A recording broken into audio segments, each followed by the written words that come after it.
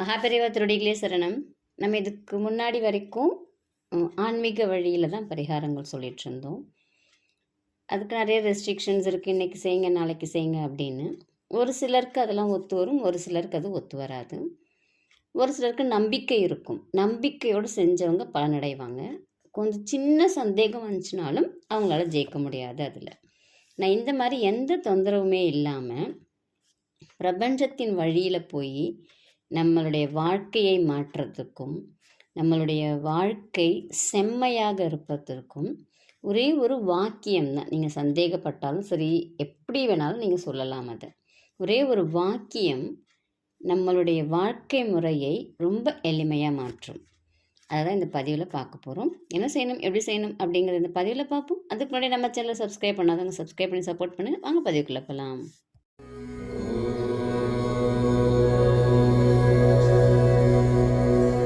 இன்றைக்கி நம்ம பிரபஞ்சத்தினுடைய உதவியோடு தான் நம்ம என்ன நினைக்கிறோமோ, என்ன நமக்கு வேணுமோ அதை அடையிறதுக்கு சொல்லப்படும். இந்த பிரபஞ்சத்தின் சக்தி அப்படின்னு பார்த்திங்கன்னா நம்ம அளவிட முடியாதது. 2 எடுத்துக்காட்டு இன்றைக்கி நான் சொல்கிறேன், நீங்கள் பாருங்கள். ஒரு 5 வருஷத்துக்கு முன்னாடி வரைக்கும் நீங்கள் பார்த்தீங்கன்னா ஓசோனில் ஓட்டை விழுது, வெப்பம் அதிகமாகுது, இதே மாதிரி சொல்லிகிட்டு இருந்தாங்க. இப்போ யாராவது ஓசோனில் ஓட்டை இருக்குன்னு சொல்கிறாங்களா? இல்லை. ஏன்னா பிரபஞ்சம் அதுக்கு இருக்கக்கூடிய பிரச்சனையை அதுவே தெரிஞ்சுக்கிட்டு அதுக்கு என்ன செய்யணுங்கிறதையும் அதுவே செஞ்சிடும். இப்போ அந்த மாதிரி ஒரு பிரச்சனையை யாருமே பேசுறதில்லை. அப்போ அதுக்கு தேவையானது அது செஞ்சிருச்சா? இன்னொரு எடுத்துக்காட்டு சொல்கிறேன் பாருங்கள். நம்ம வேஸ்ட், இந்த பிளாஸ்டிக் கழிவெல்லாம் கொண்டு போய் கடலில் தான் கொட்டுறோம். அந்த கடல் என்ன பண்ணுதுன்னு கேட்டிங்கன்னா, அந்த பிளாஸ்டிக்கை மட்டுமே சாப்பிடக்கூடிய ஒரு பாக்டீரியாவை கண்டுபிடிச்சிருக்கு கடல். இப்போது அந்த கடலில் இருக்கக்கூடிய அந்த பாக்டீரியா அந்த பிளாஸ்டிக் எல்லாத்தையுமே அது சாப்பிட்ருது, அதை மட்டுமே சாப்பிட்ற மாதிரி. இப்போ அந்த பாக்டீரியாவை எடுத்து நம்ம ஆராய்ச்சி பண்ணுறோம். என்ன ஆராய்ச்சி பண்ணுறோம்? இருக்கிற பிளாஸ்டிக்கெல்லாம் சாப்பிட வைக்க முடியுமா, அதை எப்படி நம்ம தயார் பண்ண முடியும் அப்படின்னு. அப்போது பிரபஞ்சம் அதுக்கு தேவையானதை அதுவே தயாரிச்சுக்கும், நம்ம எதுவுமே செய்ய வேண்டாம். அந்த பிரபஞ்சத்துக்கு நமக்கு என்ன தேவை அப்படிங்கிறத நம்ம உணர்த்திட்டோம்னா நம்ம எந்த ஒரு ஸ்டெப்புமே எடுத்து வைக்க வேண்டாம். அந்த பிரபஞ்சம் நமக்கு எல்லாத்தையுமே செய்யும். அதுக்கு மிக சிறந்த எடுத்துக்காட்டு இப்போ நம்ம 2 சொன்னது. நீங்கள் ஒன்றும் பண்ண வேணாம், நீங்கள் கஷ்டப்பட வேண்டாம், கவலைப்பட வேண்டாம். உங்கள் மனதையும் உங்கள் உடலையும் சேர்க்கக்கூடியது இந்த பிரபஞ்சம். நம்ம பிரச்சனைகளுக்கு, நம்ம நோய்களுக்கு எல்லாத்துக்குமே காரணம் நம்மளுடைய மனது.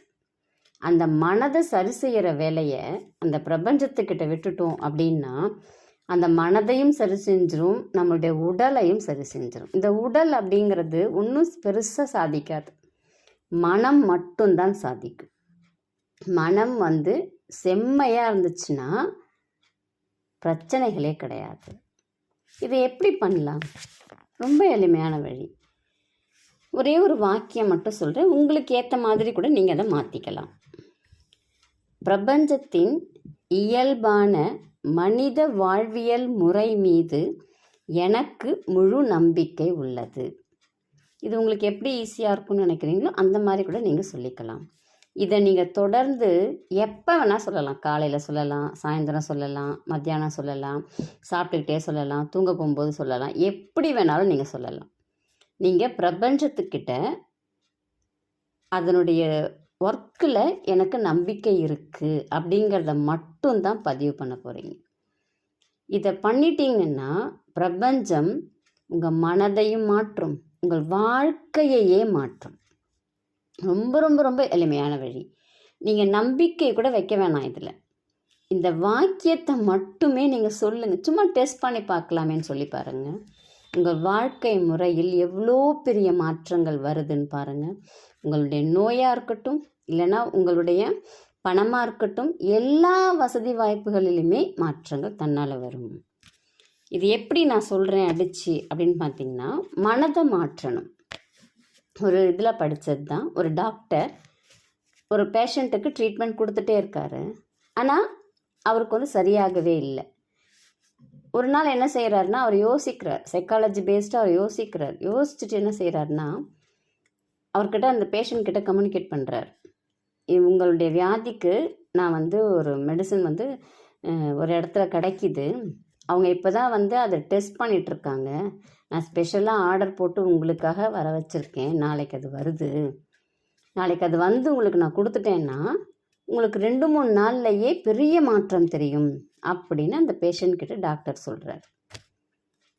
அதே மாதிரி மறுநாள் ஏதோ ஒரு மருந்து வருது, அந்த மருந்தை கொடுக்குறாங்க. ஒரு 2-3 நாள் கழித்து பார்த்திங்கன்னா தன்னால் அவர்கிட்ட மாற்றங்கள் வந்துடுச்சு. அந்த நம்பிக்கையை விதைக்கிறார் டாக்டர், வேறு ஒன்றுமே பண்ணல. பழைய மெடிசினே தான் கொடுக்குறாரு. ஆனால் எனக்கு நல்லது நடக்கும், நான் சரியாயிடுவேன் அப்படிங்கிற அந்த நம்பிக்கையை அந்த டாக்டர் விதைக்கிறாரு. அப்போது அந்த பேஷண்ட்டை சரியாயிடுறாங்க. அந்த மனதை இந்த பிரபஞ்சம், நீங்கள் மாற்றணும்னு தியானம் பண்ண வேணாம், எதுவுமே பண்ண வேணாம், பிரபஞ்சத்துக்கிட்ட விட்டுருங்க. பிரபஞ்சம் உனக்கு என்ன மெடிசன் கொடுக்கணும், என்ன பண்ணணும் அப்படிங்கிறத தன்னால் செய்யும். உங்கள் மனது மாறுச்சு அப்படின்னா உங்கள் வாழ்க்கை மாறும். இந்த வார்த்தைகள், இந்த ஒரே ஒரு வாக்கியத்தை மட்டும் நீங்கள் சொல்லுங்கள். இங்கே வேறு ஒன்றுமே செய்ய வேணாம். ரொம்ப எளிமையான வழி. செய்து வாழ்க்கையில் மிக பிரம்மாண்டமான வெற்றியை பெறுவதற்கு வாழ்த்துக்கள். நன்றி, வணக்கம்.